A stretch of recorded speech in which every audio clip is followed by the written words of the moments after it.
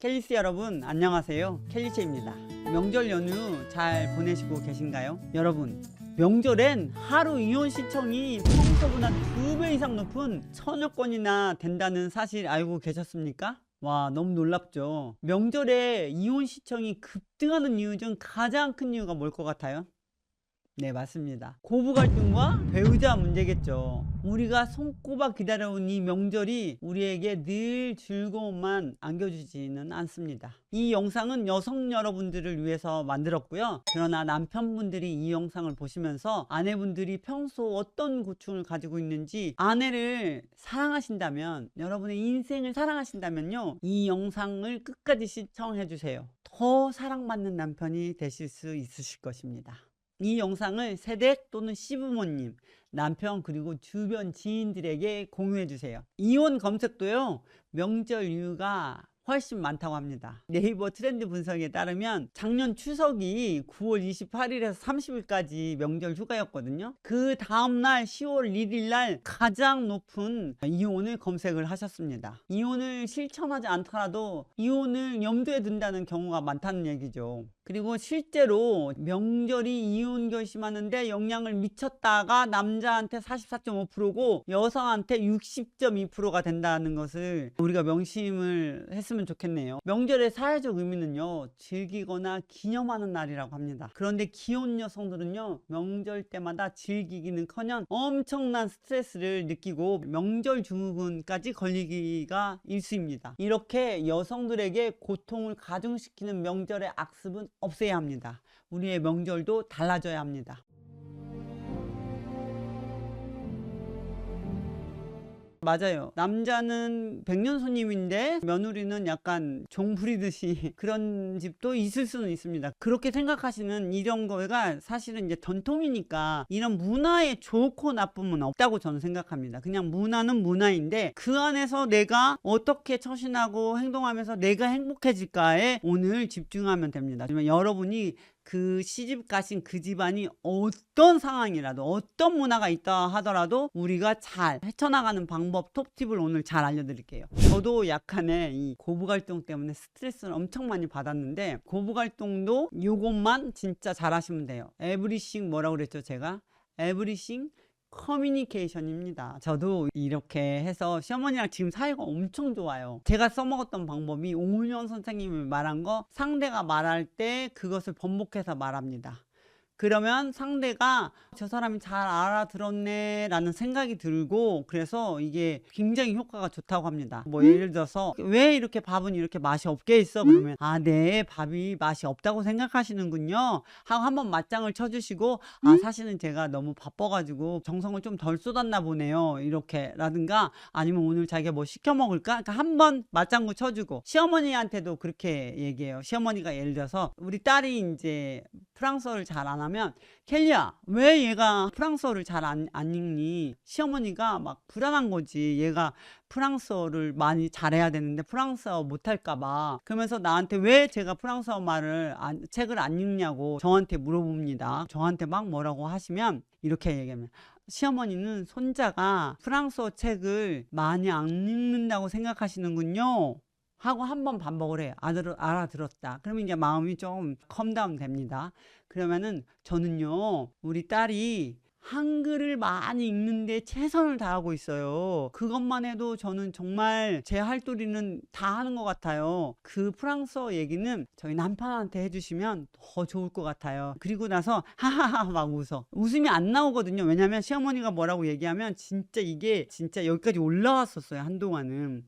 그럴 때도 괜히 한번 미친 것처럼 한번 웃고 시작합니다. 남편하고 얘기할 때도 정말 심각한 얘기할 때는 그냥 웃음이 안 나오는데 거짓 웃음이라도 3번 정도 웃으면 하하하하, 그리고 자기가 그렇게 생각해 하고, 그러면 웃으면서 계속 얘기하는데 전념이 되는 것 같아요. 그 싸움이 완화되는 것 같고요. 그러니까 저는 아들 여기 있으니까 아들한테 직접 얘기하세요 그러면서 웃으면서 자기는 어떻게 생각해 막 이러면 우리 시어머니가 또 말을 못해. 아까 남편이 그렇게 행동하는 게 시대적인 환경 때문도 있다고 말하셨잖아요. 그런데 남편도 자기 인생을 행복하게 아내와도 돈독한 사이로 살아야 하는데, 그럼 남편은 어떤 마음가짐으로 어떻게 행동해야 할까요? 아, 그렇죠. 제가 이제 지금 이 비디오는 주로 여자들을 대상으로 하기 때문에 여성분한테 말씀드릴 때 남편이 그런 개념이 있는 것 자체가 나쁘다라고 말하지는 말자. 왜냐하면 이 사람들은 안 바뀌어. 절대 안 바뀌어. 안 바뀌는 것을 가지고 내가 왈구왈부 해봤자 아무것도 없어. 그러니까 나는 내가 바뀔 수가 있으니까 남편은 남편의 그대로 있는 그대로 두고 나를 위한 것으로 잘 하면서 내가 날 좀 편안하게 해야지. 내가 뭐라고 막 얘기한다고 잘은 안 바뀌어. 그러니까 싸우지는 말자는 뜻이지 이게 정당하다는 얘기는 아닙니다. 그런 사람이라도 내가 선택한 사람이니까 행복하게 사는 방법은 얼마든지 있다고 생각해.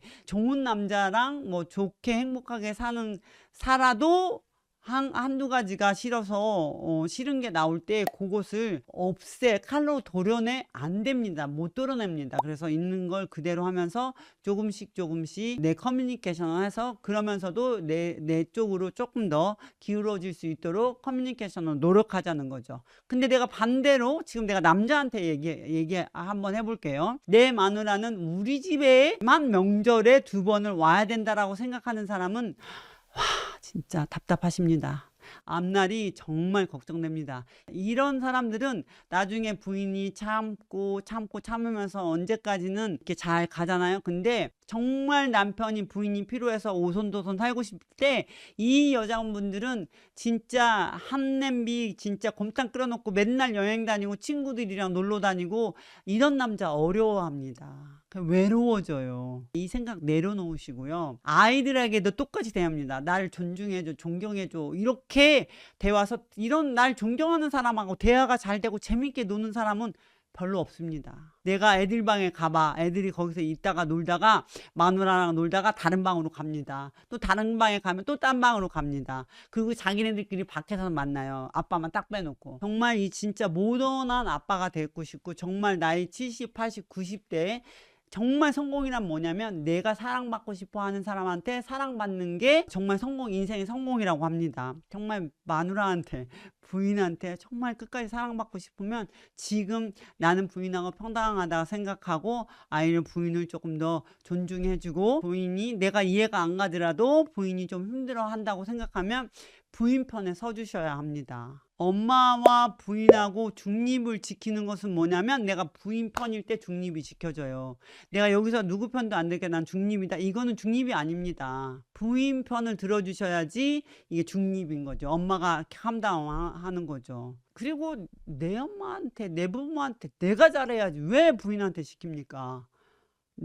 내 부인은 내 부모한테 내가 잘하고 물론 부인도 할 수 있겠죠. 근데 자기는 잘 안 하면서 부인대로 막 하라는 거는 진짜 이런 사람들은 인생의 말로가 외로워질 수밖에 없는 것 같아요. 남자한테 얘기한다면 이렇게 얘기할 것 같아요. 고부 갈등의 키는 남편이 지고 있다는 말을 참 많이 들었는데 어떻게 생각하세요? 맞아요. 뭘 맞다고 하냐면 여자 넷에 남자 둘인데 저희 엄마는 장남이니까 장남 되게 중요하고 오빠를 정말 하늘같이 진짜 이뻐하시거든요. 이해가 가요. 저는 이뻐할 수밖에 없을 거예요. 그런데 오빠가 약간 가부장적인 게 있었죠. 그런 엄마한테 자랐으니 얼마나 가부장적인 게 있어요. 집에 오면 아무것도 안 하고 진짜 엄마가 차려주는 밥, 며느리들이 차려주는 밥을 오빠가 먹고 하다가 요즘에는요 오빠가 완전히 변했어요. 아이들까지 해서 한 20명 정도 제주도로 일주일을 여행 갔는데 이 4번째 오빠가 설거지는 거의 다 했어요. 아침, 점심, 저녁으로. 처음에는 엄마가 그 꼴을 안 보고 싶어 했는데 지금은 당연하다고 생각합니다. 와, 우리 아들을 내가 어떻게 키웠는데 여기 와서 설거지를 해. 막 이런 진짜 고리타분 옛날 생각을 가지신 분들은 자기 아들 유한다고 생각하지만 절대 유하는 게 아닙니다. 이런 사람 나가서 이혼한다고 하면 혼자 살아야 돼. 아들이 그냥 어머니들이 혹시 보신다면 정말 정신 차리셔야 돼요. 그래서 이 아들이 진짜 설거지하고 아들이 오히려 막 요리하고 이런 것들을 시어머니가 봐주셔야 되는데 이런 게 그러니까 남자들도 처음에 엄마가 나를 뭐 어떻게 생각할까, 아빠가 나를 싫어할 거야 이렇게 하면은 이건 진짜 아닌 것 같아요.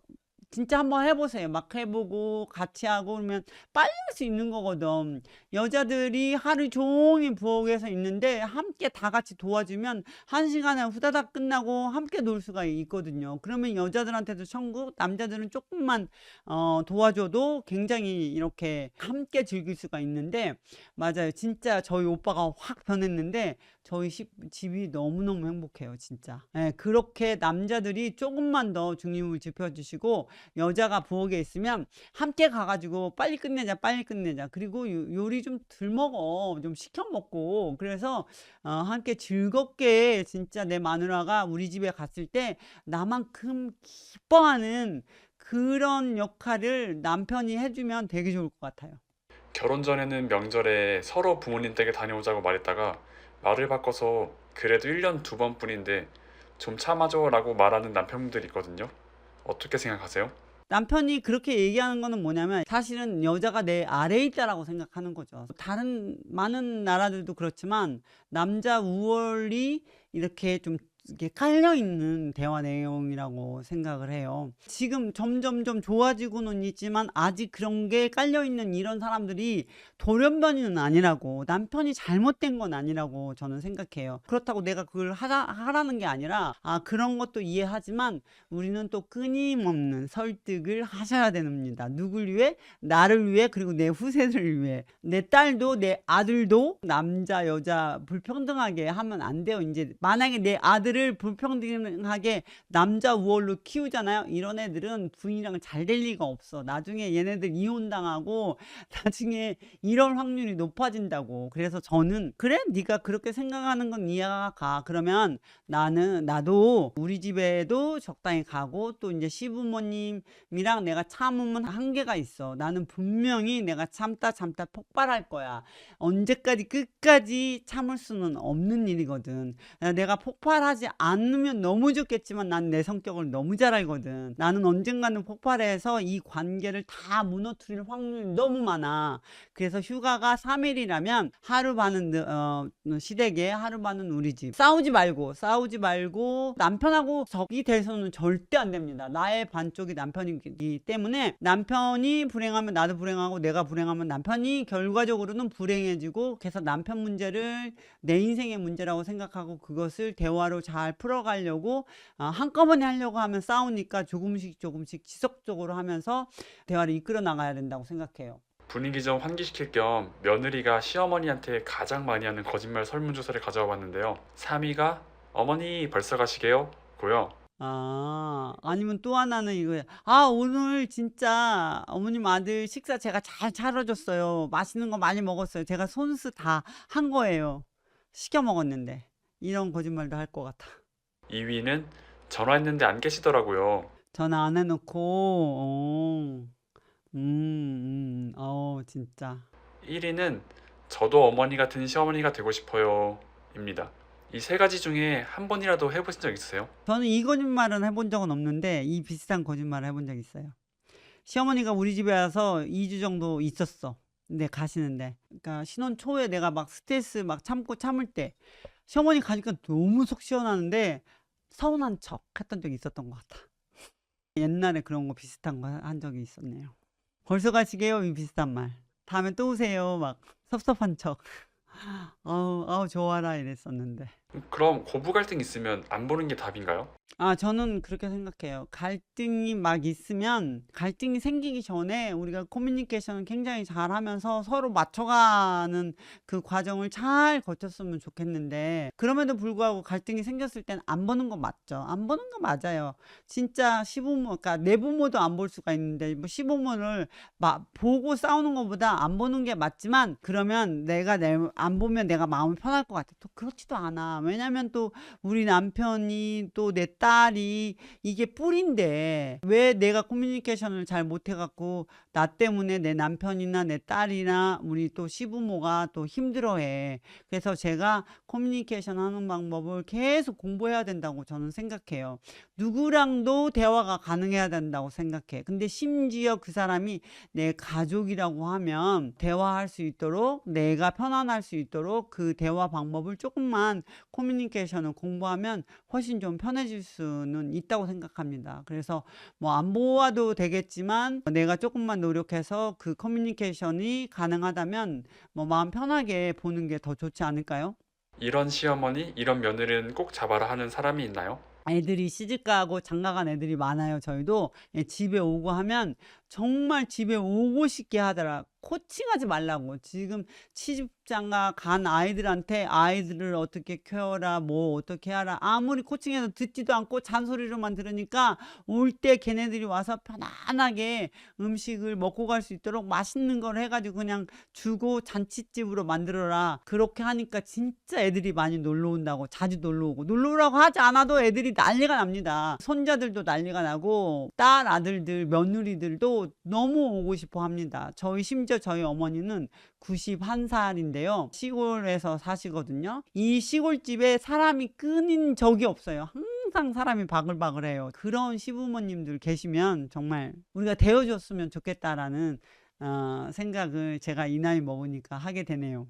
물론 저도 시어머니 시아버지한테 저희 집에 또 오셨을 때는 정말 손 하나 까딱 안 하고 제가 아침부터 저녁까지 음식을 차려드리고 그분들이 좋아하는 걸 해드리고 하는 건 저는 당연히 하죠. 저희 집에 오셨을 때는. 그래서 서로 이렇게 만났을 때 기쁜 사람이 되도록, 다른 말 하는 사람이 아니라 좋은 말 하는 사람, 거짓말은 아니지만 긍정적으로 그 사람이 편안해하고 긍정적으로 마음의 평화를 갖게 하는 사람이 되어 주려고 며느리로서 노력하고, 또 이제 어른 시부모로서도 이제 저도 이제 나중에 시부모가 되거나 우리 딸의 사이가 생기면 잘해주겠습니다.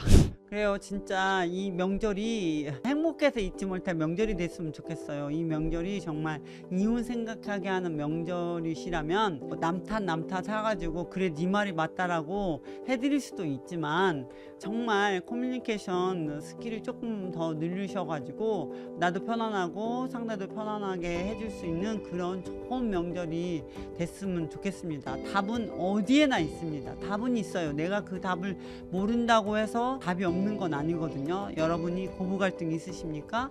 남편하고 좀 부인하고 문제가 있으십니까? 그러면은 대화하는 법을 조금만 더 공부하셔가지고 좀 편안하게 사셨으면 너무 좋겠고요. 특히 자녀를 위해서 우리가 자녀한테 모범이 되게 해야 된다고 생각해요. 예를 들어서 내 자녀가 나중에 엄마 아빠 안 보고 싶으면 안 보면 그만이지가 아니라 그 자녀도 마음 편안하면서 나도 마음 편안하게 서로 대화할 수 있는 커뮤니케이션 스킬을 내가 배우면 나중에 자녀도 배워서 그대로 나하고 문제 있을 때도 잘 해결할 수 있을 거라고 생각합니다. 그래서 뭐 이렇게 진짜 고부 갈등 문제가 있을 때 그거 해가지고 뭐 벽장 안에 넣어놓고 나는 안 보면 그만이야? 또는 이혼하면 그만이야는 너무너무 그보다 더 좋은 방법이 있으니까 그거 한번 생각해 보시고 이 비디오를 여러 번 반복해서 보시면서 여러분들도 좋은 방법 찾아갈 수 있으면 좋겠습니다.